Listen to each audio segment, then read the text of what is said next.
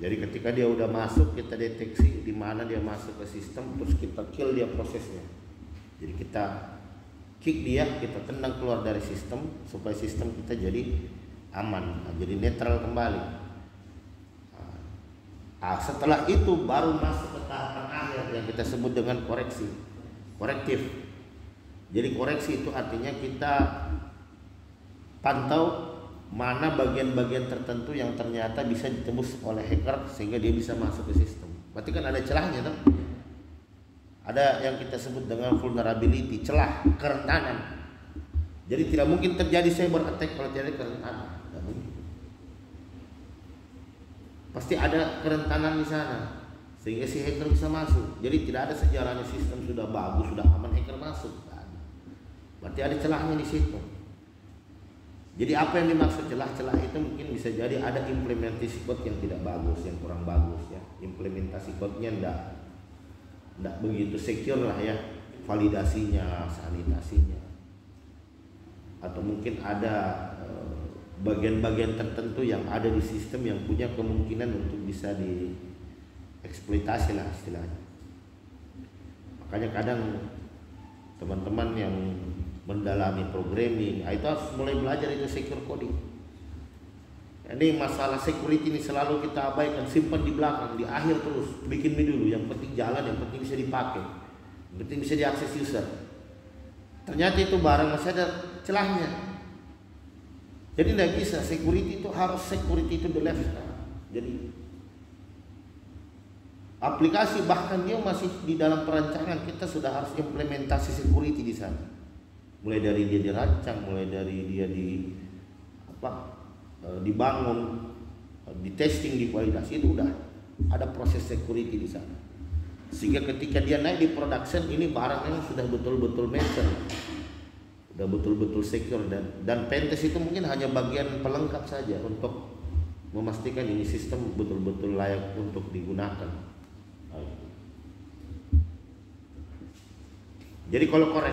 Jadi kalau preventif itu perang sebelum, kalau detektif itu sedang berlangsung, berarti dia udah masuk. Kalau kalau korektif berarti pasca, berarti setelah terjadi insiden kita sudah beresin ini barang, baru kita korektif, penyembuhan toh. Jadi istilahnya ini barang sudah cedera, ini udah berhasil ditembus, ini dihajar, itu kita cari endpointnya. Oh, di mana dia masuk ini, di bagian mana saja di sistem kita yang ternyata ada kerentanan sehingga si attacker bisa masuk. Kita patching itu. Makanya di dalam korektif ada kita kenal dengan istilah patching,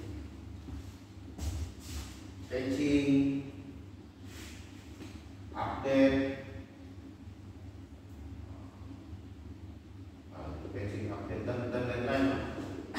Ini bagian dari proses patching. Jadi patching itu artinya menutup, ditambal gitu kan. Jadi code-nya sebelumnya seperti ini code yang rawan ini. Oh, ini code rawan, kita patching, artinya kita ganti, kita perbarui dengan code yang lebih secure, yang lebih aman. Atau mungkin yang tadinya ini ada antivirusnya yang belum terupdate, harus kita perbarui lagi segera. Oh, ini ada firewallnya yang ternyata masih belum terkonfigurasi dengan baik, kita perbaiki segera. Jadi ini siklusnya terjadi secara berulang-ulang dia. Preventif, detektif, korektif, diulang-ulang saja. Karena memang security dia seperti itu. Security itu proses. Security itu bukan produk. Security itu bukan kita beli firewall selesai ini barang, beli antivirus selesai, enggak. Jadi security itu selama jalan proses, selama jalan bisnis harus ada implementasi security. Ini banyak manajer yang tidak paham ini. Beli saja antivirus. Tidak jaminan. Karena bagaimanapun serangan berkembang. Antivirus itu hanya pertahanan awal saja. Masih ada tahapan-tahapan yang harus diterapkan setelah itu. Detektif, korektif, ya. Melakukan secure coding, melakukan pentest, melakukan source code review. Jadi harus dipahami itu. itu menjadi satu kesatuan, bukan sesuatu yang harus dikerjakan secara independen, enggak, tapi itu adalah bagian-bagian yang saling terintegrasi antara satu proses dengan proses lain. Jadi semakin bagus implementasi preventif, detektif, dan korektifnya kita ini, maka diharapkan sistem kita jadi lebih secure lah, jadi lebih betul-betul lebih aman gitu dari adanya serangan. Oke, sampai sini ada pertanyaan dulu. Jadi kita materi cuma ini sampai 3, tapi kajiannya luas sekali. Saya cuman memberikan istilahnya introduction saja ke teman-teman. Tapi realnya ini ya bisa sangat kompleks. Tapi intinya pertahanan itu 3 faktor itu, preventif, detektif, korektif. Dan penjabarannya mungkin bisa lebih dalam lagi dari apa yang saya jelaskan ke teman-teman. Pak, apakah patching update itu satu paket, Pak? Kalau ada patching pasti ada update. Ya, kalau melakukan patching berarti sudah pasti update lah. Tapi kalau update itu termasuk, patching itu termasuk daripada update. Sekarang sistemmu jalan dengan kondisi seperti ini, update. Berarti kan sebenarnya kau lakukan patching juga. Jadi sistemmu yang selama ini di-update, di patching. Karena dianggap, kenapa ada update? Karena tujuannya bisa jadi ada isu security di sistem kita yang berjalan saat ini. Makanya di-update, di patching supaya apa? Diperbarui.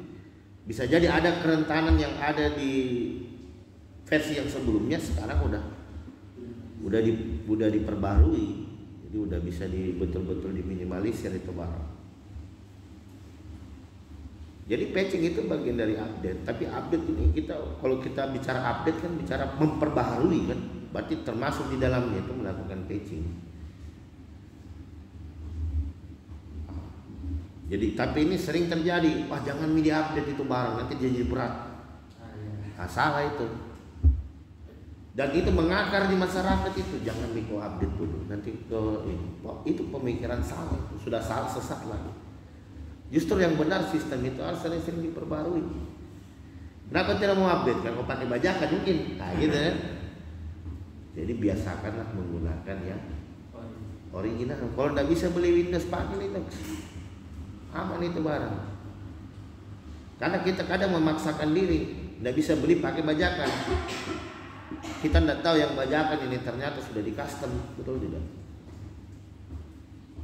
Atau memang kalau memang tidak bisa beli yang orinya tidak apa-apa, trial saja. Pakai yang versi trial itu kan kadang muncul di ujung kanan itu ya. Windows is not genuine, sudah tidak apa-apa. Yang penting hindari pakai sistem operasi yang di luar,